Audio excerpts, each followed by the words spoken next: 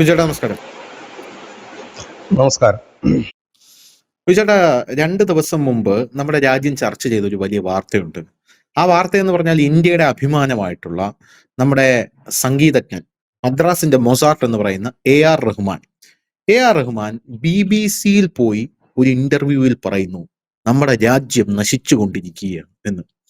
അതായത് രാജ്യത്ത് ഒന്നും തന്നെ ഇപ്പോ പുരോഗമിക്കുന്നില്ല. രാജ്യം വളരെ ഡിവിസീവായി മാറിക്കൊണ്ടിരിക്കുന്നു. ഞാൻ ചെയ്യുന്ന സിനിമകൾ പോലും ഡിവിസീവാണ്. എനിക്ക് തന്നെ കിട്ടുന്നില്ല. എന്ത് കിട്ടുന്നില്ല?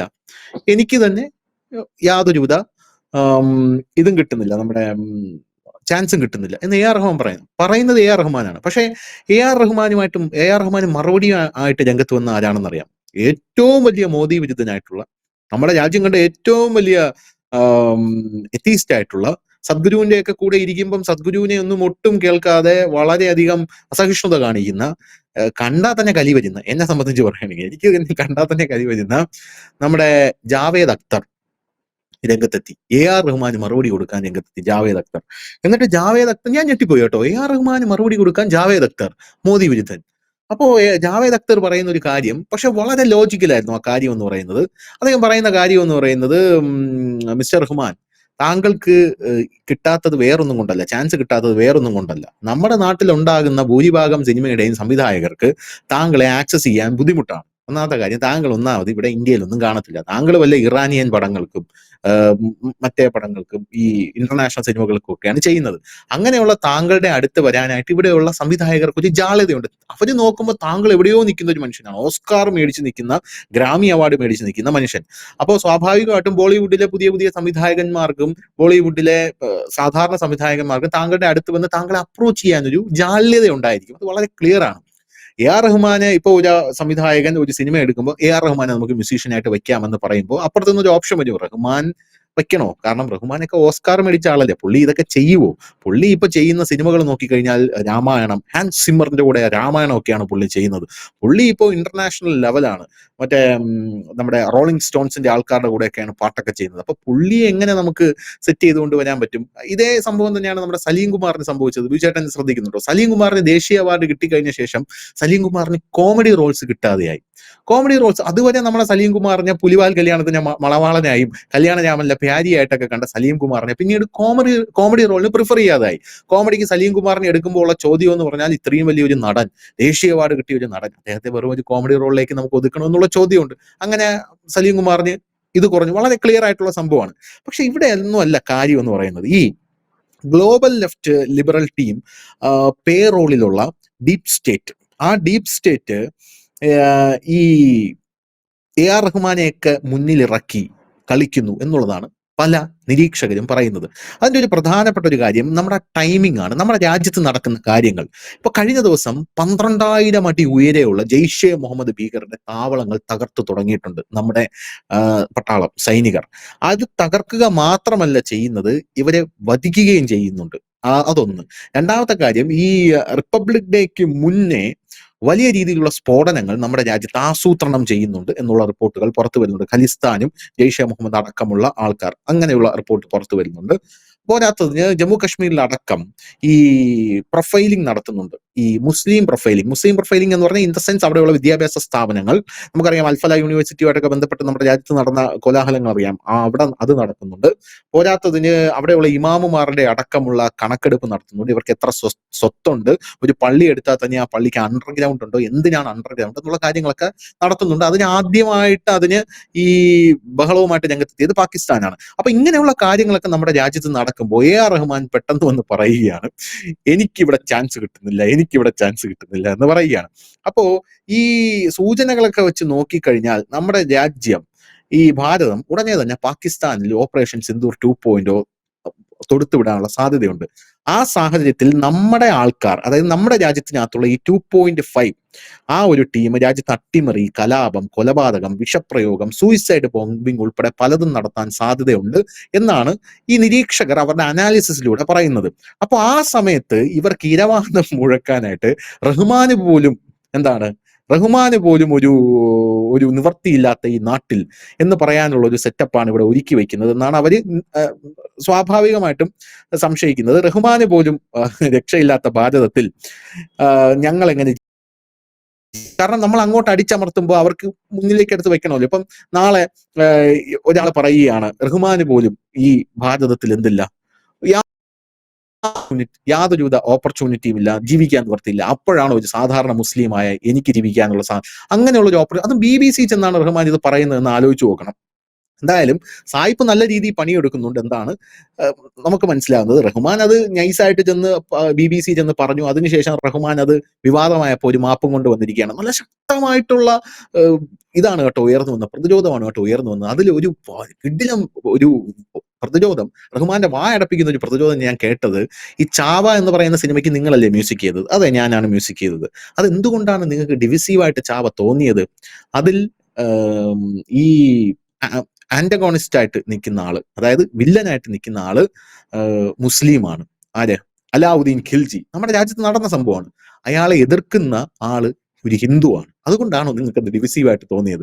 ഇനി നേരെ തിരിച്ചായിരുന്നെങ്കിൽ നിങ്ങൾക്ക് അത് ഡിവിസീവായിട്ട് തോന്നുമായിരുന്നു. അത് റഹ്മാൻ ഒന്നും പിന്നെ പറയാനില്ല. അപ്പൊ ഇങ്ങനെ ഒരു സാഹചര്യമൊക്കെ ഞാൻ ഈ റഹ്മാന്റെ വിഷയം ഈ ഒരു ഇത് പറഞ്ഞതേ ഉള്ളൂ. നമ്മുടെ ഇന്നത്തെ പോയിന്റ് എന്ന് പറയുന്നത് നമ്മുടെ രാജ്യത്ത് നടക്കുന്ന യുദ്ധസമാനമായിട്ടുള്ള നീക്കങ്ങളാണ്.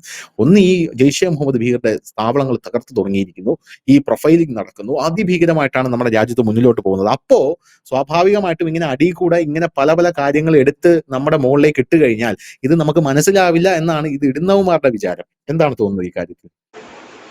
ഈ റഹ്മാന്റെ കാര്യം പറഞ്ഞ അതുകൊണ്ട് എനിക്ക് വ്യക്തിപരമായി അറിയാവുന്ന ഒരു അനുഭവം കൂടെ ഞാൻ പറയാം. കുറച്ച് നാൾക്ക് മുമ്പ് എറണാകുളത്തുള്ള സിനിമാക്കാരും സാംസ്കാരിക പ്രവർത്തകരും ഒക്കെ അടങ്ങുന്ന ഒരു ടീം ഈ റഹ്മാന്റെ ഒരു ഗാനമേള തൃശ്ശൂർ കേന്ദ്രമാക്കിക്കൊണ്ട് അവിടെ ഒരു വലിയ ഇതിൽ നടത്താം എന്ന് അവർ തീരുമാനിക്കുന്നു.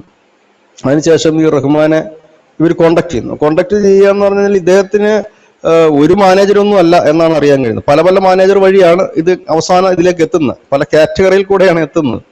എത്തിക്കഴിഞ്ഞിട്ട് ആദ്യം ഒരു തുക പറഞ്ഞു, അത് കോടികളാണ് ഈ പറയുന്നത്.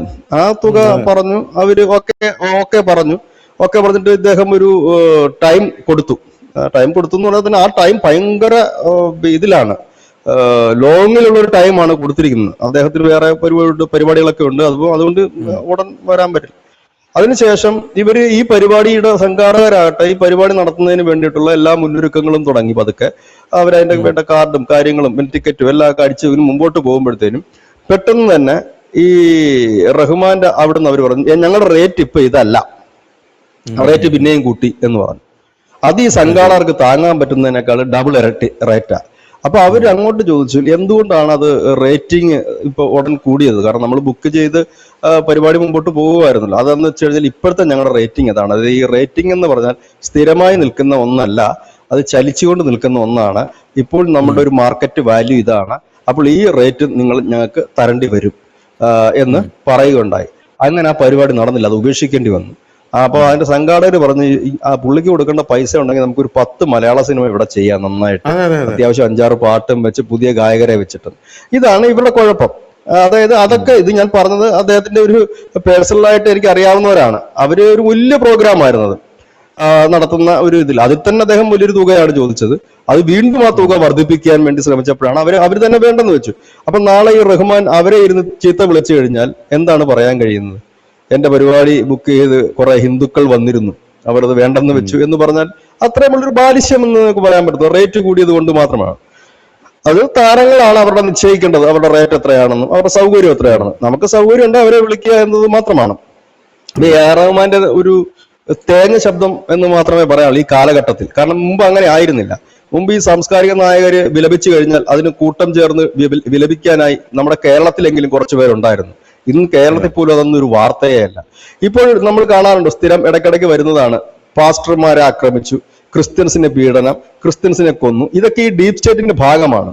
കാരണം ഇത്തരത്തിൽ ഉള്ള വാർത്തകൾ ഇങ്ങനെ വന്നുകൊണ്ട് സമൂഹത്തിനിടയിൽ ഒരു അരക്ഷിതാവസ്ഥ ഉണ്ട് എന്ന് കാണിക്കേണ്ടത് ഡീപ് സ്റ്റേറ്റിന്റെ കാര്യമാണ്. കാരണം ഒരു പ്രശ്നം നടക്കുമ്പോൾ അതിന്റെ ഒരു വികാരം ഉണ്ടാകണമല്ലോ. അപ്പൊ കുറച്ചുപേരെങ്കിലും കുത്തിത്തിരിപ്പിക്കാൻ പറ്റുമോ ഇത്തരം വാർത്തകൾ? പക്ഷെ അവർ ഓർക്കേണ്ടതായ ഒരു കാര്യമുണ്ട്, ഇതിനു മുമ്പ് വലിയ കരച്ചിലുമായിട്ട് വന്നവരായിരുന്നു ഇവിടുത്തെ ഈ പൊളിറ്റിക്കൽ ഇസ്ലാമിസ്റ്റുകൾ, അതായത് ഭീകര സംഘടനകളും ജിഹാദികളും ഇതിനേക്കാൾ വലിയ കരച്ചിലും കുത്തിത്തിരിപ്പുമായിട്ട് വന്നവരാണ്.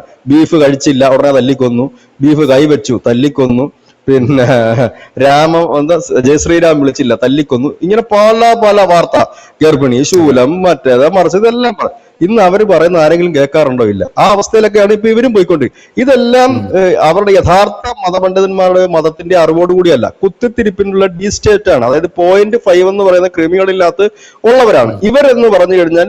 സമൂഹത്തിൽ ഇങ്ങനെ ഈ ഒരു അരക്ഷിതാവസ്ഥ കണക്ക് ഉണ്ടാക്കിയിടും. അതിന് ഗായകരെ ഉപയോഗിക്കാറുണ്ട്, ഒപ്പം തന്നെ കലാകാരന്മാരെ ഉപയോഗിക്കാറുണ്ട്, ഇതേപോലെയുള്ള ഈ നവമത സംഘടനകളെ ഉപയോഗിക്കാറുണ്ട്. ഇതെല്ലാം സ്വാഭാവികമായിട്ടുണ്ട്. ഇതൊക്കെ ജനത്തിന് ഇപ്പൊ തിരിച്ചറിയാൻ പറ്റി എന്നുള്ളതാണ് ഇവർ പരാജയപ്പെട്ടു പോകുന്നത്. ഈ കാര്യത്തിലേക്ക് വന്നാൽ ഇപ്പോൾ ദില്ലിയിൽ റെഡ് അലർട്ട് പ്രഖ്യാപിച്ചിരിക്കുന്നു. ജനുവരി 26-നോടനുബന്ധിച്ച് ഈ ഖാലിസ്ഥാൻ എടുത്ത് ശ്രദ്ധേയമായ ഒരു കാര്യം എന്താന്ന് ചോദിച്ചു കഴിഞ്ഞാൽ, ഖാലിസ്ഥാൻ ഭീകരവാദികളും ഒപ്പം തന്നെ ബംഗ്ലാദേശിൽ നിന്നുള്ള, അതാണ് ഈ വാർത്തയുടെ ഹൈലൈറ്റ്, ബംഗ്ലാദേശിൽ നിന്നുള്ള ഭീകര പ്രവർത്തകരും ഇന്ത്യയിൽ സ്ഫോടനങ്ങൾ നടത്താൻ ആസൂത്രണം ചെയ്യുന്നു എന്നാണ് ഇന്റലിജൻസിന്റെ റിപ്പോർട്ട്. അതായത് ഈ നമ്മൾ മുൻപൊക്കെ നമ്മുടെ വാർത്തകളിൽ ഉണ്ടായിരുന്നത് പാകിസ്ഥാൻ ഭീകര സംഘടനകൾ എന്ന് പറയുമ്പോൾ ഇന്നത് മാറിയിരിക്കുന്നു. ബംഗ്ലാദേശിൽ നിന്നുള്ള ഭീകര സംഘടനകൾ കൂടി ഇതിനോടൊപ്പം ചേർന്നുകൊണ്ട് ഇന്ത്യയിൽ വിവിധയിടങ്ങളിൽ സ്ഫോടനങ്ങളും ആക്രമണം നടത്താൻ പദ്ധതിയിടുന്നു എന്നുള്ളതാണ്. അതിന്റെ ഭാഗമായിട്ടാണ് ഈ ഒരു അലർട്ട്. കാരണം നമുക്കറിയാം ഇത്തവണ നമ്മളുടെ ഗസ്റ്റായിട്ട് വരുന്നത് യൂറോപ്യൻ യൂണിയൻ ലീഡേഴ്സാണ്. ധാരാളം ഗസ്റ്റുകൾ വരുന്നൊരു പരിപാടിയാണ്. ഒപ്പം തന്നെ ജനുവരി 26 എന്ന് പറഞ്ഞാൽ ലോകം ഇന്ത്യയെ ശ്രദ്ധിക്കുന്ന ദിവസങ്ങളാണ്, അതിന്റെ വലിയ ആഘോഷങ്ങളാണ്. ഈ സമയത്ത് അതിന്റെ നിറം കെടുത്തുവാനായിട്ടുള്ള ഒരു ഭീകര പ്രവർത്തനത്തിന് വേണ്ടിയിട്ട് അവർ ശ്രമിക്കുന്നു എന്നുള്ളതാണ് പ്രധാന വാർത്ത. പക്ഷേ ഇതിന് മുന്നൊരുക്കം ഇന്ത്യ ഇന്നലെയല്ല തുടങ്ങിയത്. മാസങ്ങൾക്ക് മുമ്പേ തുടങ്ങിയിട്ടുള്ള ഒരു വലിയ ഓപ്പറേഷൻ ഈ രാജ്യത്ത് നടക്കുന്നുണ്ട്. പലർക്കും ആ ഓപ്പറേഷൻ അറിയുന്നില്ല. അല്പസ്വല്പമൊക്കെ പുറത്തു വരുന്നതാണ് നമ്മളടക്കമുള്ള മാധ്യമങ്ങളും പുറത്തു കൊടുക്കുന്നത്. ഇന്നലെ നമ്മളെയൊക്കെ രോമാഞ്ചമണിയിച്ച ഒന്ന് 12,000 അടി ഉയരത്തിൽ സ്ഥിതി ചെയ്യുകയായിരുന്ന ഒരു വലിയ ഒരു 5 സ്റ്റാർ ഫെസിലിറ്റി ഉള്ള ഒരു ഭീകര കേന്ദ്രമാണ് തകർത്തത്. അതിനകത്ത് ബസുമതി അരി, ഗ്യാസ് സിലിണ്ടർ, പിന്നെ ഫ്രൂട്ട്സ് എല്ലാം, അതായത് എല്ലാ രീതിയിലും തങ്ങാനുള്ള ഒരു ഗുഹയായിരുന്നു. അത് പല വഴികൾ അതിൽ ഉണ്ടായിരുന്നു. അവിടേക്കാണ് നമ്മുടെ സൈനികർക്കും പരിക്കേറ്റു. ഇവർ ഗ്രനേഡൊക്കെ ആയിരുന്നു. നമ്മുടെ 7ഓളം സൈനികർക്ക് പരിക്കേറ്റിട്ടുണ്ട് ആ ഓപ്പറേഷൻ. അതുകൂടാതെ സകലം വീരമൃത്യു, ഒരാളല്ലേ, ഒരു സൈനികൻ വീരമൃത്യു വരിക്കുകയും ചെയ്തു. അപ്പം അത് കൂടാതെ തന്നെ നമ്മുടെ രാജ്യത്തുള്ള ഇൻസ്റ്റിറ്റ്യൂഷൻസ് എല്ലാം ഇതേ കണക്കുള്ള പാഠശാലകളിലെല്ലാം ഡീറ്റെയിൽസ് കളക്ട് ചെയ്യുന്നു. ആരൊക്കെ എന്തൊക്കെ എവിടെയൊക്കെ ഉണ്ടെന്ന് കളക്ട് ചെയ്യുന്നു. അങ്ങനെ ഒരു സുദീർഘമായ ഒരു ഓപ്പറേഷൻ തുടങ്ങിക്കഴിഞ്ഞിരിക്കുന്നു. ഈ സുദീർഘമായ ഓപ്പറേഷൻ തുടങ്ങുമ്പോൾ അതിൽ ഈ ഇസ്ലാമിസ്റ്റ് സംഘടനകൾ മാത്രമല്ല, ഇതിന്റെ പല സംഘടനകൾ വരും. ചിലപ്പോൾ പരിസ്ഥിതി സംഘടനകളുടെ മറവിൽ ഇത്തരം കുൽസിത പ്രവർത്തനങ്ങൾ ചെയ്യുന്നവർ ഉണ്ടാകും. ഇല്ലെങ്കിൽ മതസംഘടനകളുടെ മറവിൽ, ഇപ്പൊ ഈ നവസഭകളുടെ മറവിലും ഇത്തരം കുൽസിത പ്രവർത്തനങ്ങൾ ചെയ്യുന്നവരുണ്ടാകും. കാരണം നക്സലിസം ഇന്ന് ഇന്ത്യയിൽ ഏതാണ്ട് വേരറ്റുകൊണ്ടിരിക്കുന്നു. ഈ 2026 മാർച്ച് 31 മുമ്പ് ഇന്ത്യയിൽ നക്സൽ മുക്തമായ ഒരു ഭാരതമായിരിക്കും ഉണ്ടാകുക. അതിന്റെ അവസാന ലാപ്പിലാണ്. അപ്പോൾ ഇന്ന് നക്സലുകൾ ചെയ്യുന്ന പണികൾ കൂടുതലും ചെയ്തുകൊണ്ടിരുന്നത് ഇത്തരത്തിലുള്ള സംഘടനകളായിരുന്നു. അവരാണ് ജനങ്ങൾക്കിടയിലേക്ക് പാവപ്പെട്ടവൻ ചൂഷണത്തിന് വിധേയനാകുന്നതും ജന്മിയുടെ കഥയും ഒക്കെ പറഞ്ഞു വരുന്നത്. കാരണം നക്സലുകൾക്ക് ഇറങ്ങി പ്രവർത്തിക്കാൻ കഴിയില്ല. അവരുടെ മീഡിയേറ്റർ ആയിട്ടായിരുന്നു ഇവരൊക്കെ പ്രവർത്തിച്ചിരുന്നത്. അവരൊക്കെ ഇപ്പോഴും അവർക്കൊന്നും ഇപ്പോൾ ആ ശക്തിയില്ല. റോഡിലിറങ്ങി ഈ പറയുന്ന NGOകൾക്കൊന്നും ഇല്ലെങ്കിൽ ഇത്തരം സംഘടനകൾക്കൊന്നും ഒരു ശക്തിയില്ല റോഡിലിറങ്ങി ശക്തി തെളിയിക്കാൻ വേണ്ടി. കാരണം ജനം തന്നെ കൈകാര്യം ചെയ്യും ചിലപ്പോൾ. അപ്പൊ അതുകൊണ്ട് മാക്സിമം സ്ഥലത്ത് പറ്റുന്നിടത്തോളം പോയി കുത്തിത്തിരിപ്പ് ഉണ്ടാക്കുക എന്നുള്ളതിന്റെ ഭാഗമാണ്. അതുകൊണ്ട് തന്നെ അവരുടെ വിലാപങ്ങൾക്കൊന്നും ഒരു വിലയില്ലാതായത്. മുൻപായിരുന്നു ഒരു 5 വർഷം മുമ്പ്, ഒരു 5-6 വർഷം മുമ്പായിരുന്നു AR റഹ്മാൻ ഇത് പറഞ്ഞിരുന്നെങ്കിൽ നമ്മുടെ കേരളത്തിൽ എന്താകുമായിരുന്നു? പുകില് സജി ചെറിയാൻ വെറുതെ ഇരിക്കുമായിരുന്നു, വാസവൻ വെറുതെ ഇരിക്കുമായിരുന്നു, പിണറായി ഓടി നടന്ന് പറയത്തില്ലായിരുന്നു, VD സതീശൻ ചാടി വീഴില്ലായിരുന്നു. ഇന്ന് ആരെങ്കിലും ഇപ്പൊ ചോദിക്കുന്നുണ്ട് ഏത് റഹ്മാൻ എന്നാണ് ഇപ്പൊ ചോദിക്കുന്നത്. അതാണ് അവസ്ഥ. അതായത് ഈ കലാകാരന്മാര് അവര് പാട്ടുകൾ സംഗീതം കൊണ്ട് നമ്മളെ രസിപ്പിക്കുന്നവരാണ്. അവര് രാജ്യദ്രോഹത്തിലേക്ക് പോകുകയാണ്, ഇല്ലെങ്കിൽ അതിന് വളം വെച്ച് കൊടുക്കുകയാണ്. BBC എന്ന് പറയുന്ന ഇത് കണക്ക് ഒരു പന്ന ചാനലിൽ ലോകത്തെങ്ങുമില്ല. അവര് ജനിച്ച കാലം മുതലേ തന്നെ ഇന്ത്യ വിരുദ്ധമായിട്ട്, BBC ഹിന്ദിയുണ്ട്, ഇന്ത്യ വിരുദ്ധമായ വാർത്തകളും. ഹിന്ദു എന്ന് പറഞ്ഞു കഴിഞ്ഞാൽ BBCക്ക് വല്ലാത്ത ചൊറിച്ചില്ല. ഹിന്ദുക്കളെ കുറിച്ച് പറഞ്ഞു താഴെ മുതൽ മോൾ വരെ ചൊറിയും. ഗംഗയെ കൂടെ മറ്റേ ശവമൊഴുകി നടന്ന കഥ, കുംഭമേളയ്ക്ക് അവിടെ മറ്റേത് നടന്ന കഥ എങ്ങനെ കിട്ടുന്നോ എന്തോ എനിക്കറിയത്തില്ല. നമ്മുടെ നാട്ടിലുള്ള കൈരളിയും മീഡിയ വണ്ണും പോലും അതുപോലുള്ള വാർത്ത ചെയ്യത്തില്ല. അതൊക്കെ വെച്ച് നോക്കുമ്പോൾ അവരൊക്കെ ഡീസന്റ് ആൾക്കാരാ. അതിനേക്കാൾ മോശമായ രീതിയിലാണ് ഈ വാർത്ത ഈ BBC പണ്ട് തൊട്ടേ ചെയ്തിരിക്കുന്നത്. അപ്പോൾ BBC എന്ന് പറയുമ്പോൾ സംഭവം സായിപ്പിന്റെ ആണ്, വലിയ മാധ്യമം ഒക്കെയാണ്. പക്ഷെ എല്ലാ മാധ്യമങ്ങൾക്കും ഒരു മനോരമയുടെ ചില തലക്കെട്ടുകളും വാർത്തയും കണ്ടിട്ടില്ലേ? മനോരമ കഴിഞ്ഞ ദിവസം വാർത്ത കൊടുത്തിരുന്നു, എന്താണ് ED റെയ്ഡ്, 21 ഇടങ്ങളിൽ ED റെയ്ഡ് ശബരിമല കേസുമായിട്ട്. അപ്പൊ അതിനകത്ത് ആ 21 പ്രതികളുടെയും ചിലരുടെ പേര് മാത്രം തന്ത്രിയുടെ പേര് മനഃപൂർവ്വം ബുദ്ധിപൂർവ്വം ഒഴിവാക്കിയിട്ടുണ്ട്, തന്ത്രിയുമായി ബന്ധപ്പെട്ട കാര്യം. അപ്പൊ എന്ത് പറ്റും? സാധാരണ ആൾക്കാർ ചോദിക്കുമല്ലോ, ഓഹോ അപ്പൊ തന്ത്രിയെ ഒഴിവാക്കി കേന്ദ്രം, എങ്ങനെ? ഇതാണ് അവരുടെ ടെക്നിക്ക്. ഇതൊക്കെ ഒരു അളിഞ്ഞ മാധ്യമ ബുദ്ധിയാണ്. ഞാൻ ഈ മാധ്യമ പ്രവർത്തനം തുടങ്ങിയിട്ട് ആദ്യ വർഷങ്ങളിലൊക്കെ ഉണ്ടായ കുത്തിത്തിരിപ്പിന്റെ അതേ മോഡൽ തന്നെയാണ് ഇവർ ഇപ്പോഴും നിൽക്കുന്നത്. ഇന്നൊക്കെ മാറ്റി പിടിക്കുക ചേട്ടാ, കാലമൊക്കെ ഒരുപാട് മാറിയില്ലേ. മനോരമയായാലും മംഗളമായാലും ഒക്കെ അത്തരം വാർത്തകളെ പൊളിച്ചെടുക്കാൻ ഈ നാട്ടിലെ എല്ലാ ജനത്തിനും പറ്റും, മൊബൈലുള്ള. അപ്പൊ അവർക്ക് അതിന്റെ യാഥാർത്ഥ്യം അറിയാം. കാരണം എന്താ വെച്ചാൽ ഇതൊരു കുത്തിത്തിരിപ്പ്. അവർ രണ്ടുതരം വാർത്ത ചെയ്യും മനോരമ. ഇന്ന് രാവിലെ 10 മണിക്ക് കൊടുക്കുന്ന തലക്കെട്ട് മോദിക്ക് വിരുദ്ധമായിട്ടായിരിക്കും, കണ്ടന്റ് ഒന്നായിരിക്കും, തലക്കെട്ട് രണ്ടായിരിക്കും, മോദിക്ക് വിരുദ്ധമായിട്ട്. അപ്പൊ താഴെ വന്നിട്ട് ഈ സുഡാപ്പികളുടെയും കമ്മികളുടെയും ലൈക്കുകൾ വാരിക്കൂട്ടി ഈ വാർത്ത വലിയ റീച്ചിലേക്ക് പോകും. ഉച്ചയ്ക്ക് ശേഷം എന്ത് ചെയ്യുന്ന വെച്ചാൽ ഈ വാർത്തയുടെ തലക്കെട്ട് നേരെ മോദിക്ക് അനുകൂലമാക്കി മാറ്റും. അപ്പൊ സംഖ്യകൾ ഓടി വന്നിട്ട് ലൈക്ക് ഇട്ട് ഷെയർ ചെയ്ത് അതിന്റെ റീച്ച് കിട്ടും. അപ്പൊ രാവിലെ 2 ലക്ഷം റീച്ച് കിട്ടി, വൈകിട്ടും 2 ലക്ഷം റീച്ച് കിട്ടി. അകത്തിരുന്ന് ആ ചായഞ്ചിരിക്കുന്നുണ്ടാകും, കൊള്ളാം പരിപാടി കലക്കിയിട്ടുണ്ട് എന്ന് പറയും. ഇതാണ് അവരുടെ ഒരു രീതി. ഏതായാലും അതിലാണ് ഞാൻ അതിനകത്തൊരു വാർത്ത കണ്ടു കഴിഞ്ഞാൽ, ഇന്റർനാഷണൽ വാർത്തയും നാഷണൽ വാർത്തയും മനോരമ കണ്ടു കഴിഞ്ഞാൽ ഞാൻ ആദ്യം എനിക്ക് ഭയങ്കര സന്തോഷമാണ്. കാരണം ഇതിന്റെ നേരെ ഓപ്പോസിറ്റ് ആയിരിക്കും നടക്കാൻ സാധ്യത കൂടുതലുള്ളത്. അപ്പൊ നമ്മൾ മറ്റു വാർത്തകൾ സെർച്ച് ചെയ്ത് പോകാൻ എളുപ്പമാണ്. കാരണം ഇവൻ ഇത് പറയുമ്പോൾ അതിനപ്പുറത്തേക്ക് പോകാൻ സാധ്യത. അപ്പൊ നമ്മൾ സെർച്ച് ചെയ്ത് പോകുമ്പോൾ ലോകത്ത് പല ഭാഗത്തും നാഷണൽ മീഡിയയിലും എന്താണ് വന്നതെന്നുള്ളത്. അപ്പൊ അത് വായിക്കുമ്പോൾ കറക്റ്റ് കാര്യം മനസ്സിലാകും. സംഭവം ഇതിലും സത്യം പറയുന്നുണ്ട്, പക്ഷെ സത്യം നമുക്ക് അങ്ങോട്ട് മനസ്സിലായില്ലെന്ന് മാത്രമേ ഉള്ളൂ. കള്ളത്തരം നന്നായിട്ട് മനസ്സിലാകുകയും ചെയ്യും. അതാണ് അതിനകത്തൊരു പ്രശ്നം. അപ്പൊ ഏതായാലും ഇത്തരത്തിലുള്ള ഒരു കുത്തിത്തിരിപ്പ് പല ഭാഗത്തും നടക്കുന്നുണ്ട്. അതൊരു രസമായിട്ട് നമ്മൾ കണ്ടാൽ മതി. മനോരമ ഇന്നൊന്നും നമ്മുടെ ഒരു സാമൂഹിക രംഗത്ത് മനോരമയോ മാതൃഭൂമിയോ ഒന്നും ഒരു സ്വാധീനം ചെലുത്തുന്നില്ല മാധ്യമങ്ങൾ. കാരണം നവമാധ്യമങ്ങൾ എല്ലായിടത്തും വന്നു കഴിഞ്ഞു.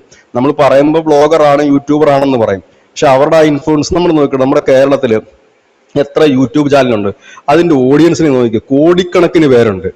കേരളത്തിലെ ഒരു 5 or 6 ഓൺലൈൻ മീഡിയ എടുത്തിട്ട് അതിന്റെ സബ്സ്ക്രൈബേഴ്സിനെ മാത്രം എണ്ണിയാൽ കേരളത്തിലെ ഒരു മുഖ്യധാര മാധ്യമത്തെക്കാൾ കൂടുതൽ ഉണ്ട് എന്നുള്ളതാണ് യാഥാർത്ഥ്യം. അങ്ങനെയുള്ളപ്പോൾ അത് എന്താണ് അത് കാണിക്കുന്നത് വെച്ചാൽ ആ മുഖ്യധാര മാധ്യമങ്ങളുടെ സ്വാധീനം വളരെയധികം കുറഞ്ഞു വരികയാണ് ഇപ്പോൾ. അത് അവരുടെ കയ്യിരിപ്പ് കൊണ്ട് തന്നെയാണ് കുറയുന്നത്. അതല്ലാതെ നമ്മളാരും മനഃപൂർവ്വം കുറയ്ക്കുന്നതല്ല. അവർക്ക് വേണ്ട കാര്യം സത്യസന്ധമായി കൊടുക്കുക എന്നുള്ളത് മാത്രമാണ്. പിന്നെ നമുക്ക് നമ്മുടെ ഒരു പക്ഷം ഉണ്ടാകുമല്ലോ സ്വാഭാവികമായിട്ട്. ഞാൻ എപ്പോഴും പറയാറുണ്ട്, നമ്മുടെ ചാനൽ ഒരിക്കലും നിഷ്പക്ഷ ചാനലല്ല, ഞങ്ങൾക്ക് ഒരു കൃത്യമായ പക്ഷമുണ്ട് എന്ന് കരുതിയിട്ട് ആ പക്ഷം മാത്രം പറയാനായിട്ടുള്ള ചാനൽ ഇതല്ലല്ലോ. നമ്മൾ അതല്ല. പക്ഷെ സത്യം ജനം അറിയണം എന്ന് പറഞ്ഞുകൊണ്ടാണ് ഇന്ത്യയിൽ ഇപ്പോൾ നടക്കുന്ന ഒരു വലിയ ഓപ്പറേഷനാണ്. ഒരുപക്ഷെ പൊതുജനത്തിന് അത് കുറച്ചായിട്ടാണ് ഇപ്പോൾ അതിന്റെ വിവരങ്ങൾ പുറത്തു വരുന്നത്. ഇപ്പൊ കഴിഞ്ഞ ദിവസം ജമ്മു കാശ്മീരിൽ കണ്ടത് മാത്രമല്ല, വിവിധ ഇടങ്ങളിൽ റെയ്ഡ് നടക്കുന്നുണ്ട്, റെയ്ഡുകളും മറ്റുമൊക്കെ ആയിട്ട്. ഏതായാലും രാജ്യം അതീവ കനത്ത ജാഗ്രതയിൽ മുൻപോട്ട് പോവുകയാണ്. ജനുവരി 26 ഇനി അധികം ദിവസങ്ങളൊന്നും തന്നെയില്ല. അതുകൊണ്ട് പല ഇടങ്ങളിലും നമ്മുടെ അറിവ് ശരിയാണെങ്കിൽ രാജ്യത്തിന്റെ വിവിധ ഇടങ്ങളിലൊക്കെ ഈ സൈന്യം ഒപ്പം പോലീസുമൊക്കെ കൃത്യമായിട്ട് തന്നെ പരിശോധന ശക്തമാക്കിയിട്ടുണ്ട്. അതുകൊണ്ട് നമ്മുടെ നാട്ടിൽ നിന്നൊക്കെ വിവിധ സ്ഥലങ്ങളിൽ പോകുന്നവർ കൂടെ ഒരു ജാഗ്രത പാലിക്കണം. കാരണം ഇത്തരത്തിൽ പരിശോധന നടക്കുന്നുണ്ട്. അപ്പോൾ ട്രാവലിങ്ങിനെയൊക്കെ അത് കുറച്ച് ലേറ്റാക്കാനും ഒക്കെ ഇടയാകും. പ്രത്യേകിച്ച് ഈ ലഡാക്ക് മേഖലകളിൽ, പ്രത്യേകിച്ച് ഇന്ത്യൻ ബോർഡർ, അരുണാചൽ പ്രദേശ്, ദില്ലി, പ്രത്യേകിച്ച് ദില്ലി, ഇങ്ങനെയൊക്കെ ഉള്ള ഇടങ്ങളിൽ പോകുമ്പോൾ ഇങ്ങനെയുള്ളൊരു അലർട്ട് കൂടി ഉണ്ട്. കാരണം ഇത്തരത്തിലുള്ള ഒരു പരിശോധന കൂടി ആരംഭിച്ചിട്ടുണ്ട്. ഇത് പുതുമയുള്ള കാര്യമൊന്നുമല്ല, വർഷാവർഷങ്ങളിൽ നമ്മൾ ചെയ്യുന്നൊരു കാര്യമാണ്. നമ്മൾ മാത്രമല്ല, ലോകത്തെ എല്ലാ രാജ്യങ്ങളും അവരുടെ ആ ഒരു പ്രധാനപ്പെട്ട ദിനം വരുമ്പോൾ ചെയ്യുന്നതാണ്. ഇത്രയുമൊക്കെ ഒരു സെക്യൂരിറ്റി ഉള്ള ഇസ്രായേലില് അവരുടെ ഏറ്റവും പ്രധാനപ്പെട്ട ആഘോഷം നടക്കുന്ന രാവിലായിരുന്നു ഹമാസ് തീവ്രവാദികൾ കടന്നു കയറിയതും ദുരിതര വെടിവെച്ച് കൊന്നതുമൊക്കെ നമ്മൾ കണ്ടതാണ്. അപ്പോൾ എല്ലാവർക്കും ഒരു സെക്യൂരിറ്റിയുടെ ബാധ്യതയുണ്ട്. സൈന്യത്തിന് മാത്രമല്ല ആ ബാധ്യതയുള്ളത്, നമ്മൾക്ക് ഓരോരുത്തർക്കും ആ ബാധ്യതയുണ്ട്. അത്തരത്തിലുള്ള എലിമെന്റ്സുകൾ നമ്മൾ അറിയിക്കേണ്ടവരെ അറിയിക്കൂടെ നമ്മൾ ചെയ്യണം. കാരണം നമ്മൾ കാണുന്ന പുറമെ ഇപ്പൊ നമ്മൾ ശാന്തമായിട്ടെല്ലാം കാണുന്നുണ്ടെങ്കിൽ അല്ല, ഇതിനുള്ളിൽ ഒരു വലിയ ഓപ്പറേഷൻ ഈ രാജ്യത്ത് നടക്കുന്നുണ്ട്. ഒരുപക്ഷെ അത് ഇസ്ലാമിക സൈന്യം, ഇപ്പൊ അങ്ങനെയാണ് പറയുന്നത്, പാകിസ്ഥാന്റെ സൈന്യം കഴിഞ്ഞ ദിവസം മുതൽ മുനീർ ഇസ്ലാമിക സൈന്യമാക്കി മാറ്റി. എല്ലാവരും ചോദിച്ചു എന്താണ് ഇസ്ലാമിക സൈന്യമെന്ന്. ആർക്കും മനസ്സിലായി. എല്ലാവരും വിചാരിച്ച് പാകിസ്ഥാൻ സൈന്യത്തിന്റെ പേര് മാറ്റി ഇസ്ലാമിക സൈന്യവും യഥാർത്ഥ സൈന്യവും തമ്മിൽ വ്യത്യാസമുണ്ട് തനിഷേ.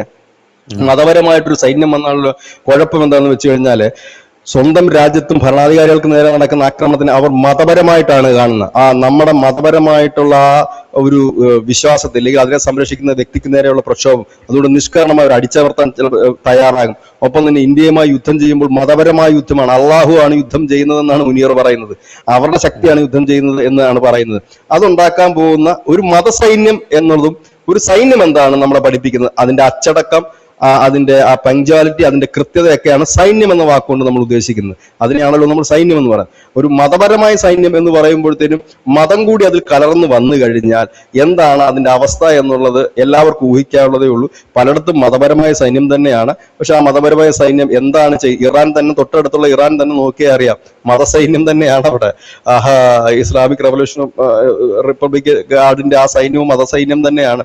ഇതെല്ലാം അങ്ങനെയാണ്. അപ്പം മുനീർ അപ്പൊ അതിന്റെ ഒരു ഒരുക്കത്തിലാണ്. ഇത് മുമ്പ് വന്നതാ, ഷഹബാസ് ഷെരീഫ് അല്ല, പർവേസ് മുഷാറഫിന്റെ കാലത്ത് അദ്ദേഹം കൊണ്ടുവന്ന ഐഡിയ ആയിരുന്നു മതസൈന്യമാക്കുക. മതസൈന്യമാക്കിയ വേറൊരു ഗുണം കൂടെ ഉണ്ട്, ശമ്പളം ഒന്നും വലുതായിട്ട് കൊടുക്കേണ്ട കാര്യമില്ല. ശമ്പളം കിട്ടിയില്ലെങ്കിൽ ഒന്നും പറയാൻ പറ്റത്തില്ല, കാരണം ദൈവത്തിന് വേണ്ടിയിട്ടാണല്ലോ ജോലി ചെയ്യുന്നത്. ദൈവത്തിന് വേണ്ടി ജോലി ചെയ്യുമ്പോൾ ശമ്പളത്തിന് വലിയ പ്രസക്തി ഇല്ലല്ലോ. റൊട്ടിയും ഡാലും കിട്ടിയാൽ തന്നെ സന്തോഷമാകും.